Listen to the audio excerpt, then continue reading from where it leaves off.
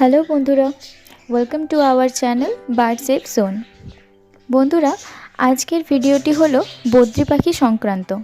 আমরা জানি কৃমি হলো একটা পরজীবী যারা অন্যের দেহে বাস করে এবং তার দেহ থেকে খাবার সংগ্রহ করে বা শোষণ করে।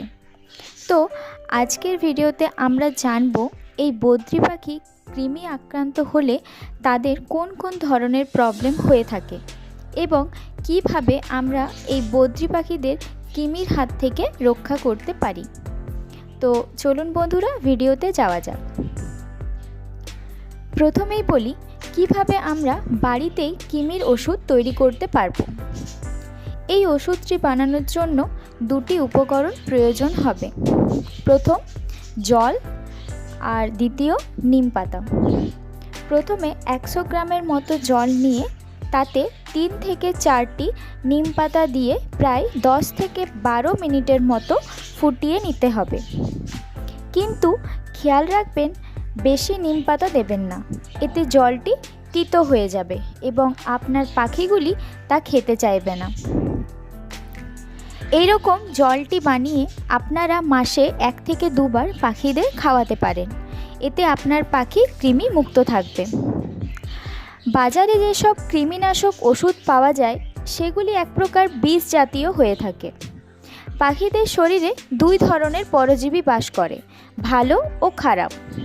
আর এই ওষুধগুলি খাওয়ালে খারাপের সাথে সাথে ভালো পরজীবীগুলিও মারা যায়।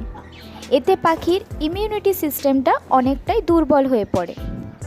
তাই বাজারের ওই সব ওষুধ না কিনে এই ঘরোয়া পদ্ধতিতে ওষুধ বানানোটাই শ্রেয়। এমনকি আপনারা পাখির শরীরে উকুন বা অন্যান্য মাইলস জাতীয় কোনো পরজীবী দেখতে পেলে তাদের এই নিম পাতা ফোটানো জলটি দিয়ে স্নান করাতে পারেন। দেখবেন এই পরজীবীগুলি দূর হয়ে যাবে।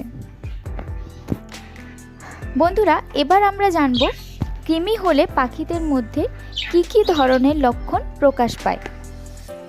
1 নাম্বার, কৃমি হলে ওদের পায়খানার বিভিন্ন রং হতে দেখা যায় এবং সাথে হয়ে থাকে অতি দুর্গন্ধযুক্ত। দ্বিতীয় লক্ষণ বমি করা, পাখিটি মাঝে মাঝেই বমি করে থাকে। 3 নাম্বার, এছাড়াও পাখির পায়খানার সাথে কৃমি বের হতে দেখা যায়। 4 নাম্বার, সবচেয়ে বড় লক্ষণ হলো পাখিগুলি ধীরে ধীরে শুকিয়ে যেতে থাকে। সব রকমের খাবার দেওয়ার পরেও পাখি দুর্বল হতে থাকবে। এই সব লক্ষণ দেখলে অবশ্যই পাখির কৃমির ওষুধ খাওয়াবেন। এছাড়াও পাখি যদি সুস্থ থাকে তাও মাসে বা 2 মাস পর একবার করে কৃমির ওষুধ দিতে পারেন। এতে পাখি কৃমিমুক্ত থাকবে। তো এই ছিল ভিডিওটি। কেমন লাগলো অবশ্যই কমেন্ট করে জানাবেন এবং এই রকম আরও নানান ভিডিও পেতে আমাদের চ্যানেলটি অবশ্যই সাবস্ক্রাইব করুন। ধন্যবাদ।